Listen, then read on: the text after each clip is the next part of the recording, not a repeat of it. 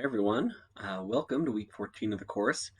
This is a different week compared to what you've been used to about the past 6. And so I just wanted to go through and show you how the assignments work. There's not a lot to do this week.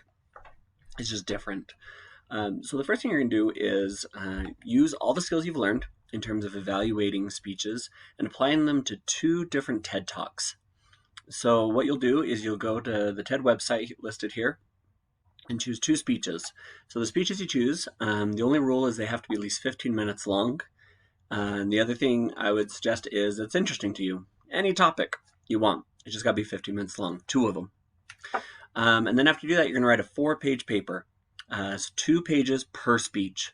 And you can read through here exactly what's expected on there. So you're just going to go through basically, you're going to explore stuff like how was the introduction, the body, the conclusion, the structure, what was effective, what was not effective, and then include the URL as well. And so I can review the speech as well. So that's kind of the big thing. And you can see the criteria that your paper will be graded on.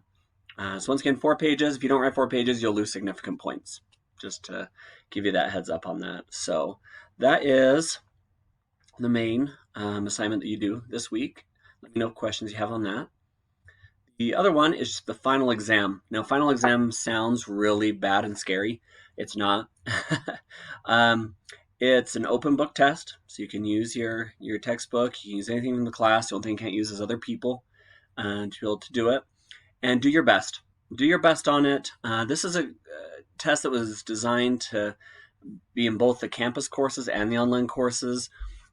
No matter how you do your best, but it's not going to greatly affect your grade on this. It's more, I think, kind of an assessment for the department to kind of see how are the online classes versus the campus courses doing.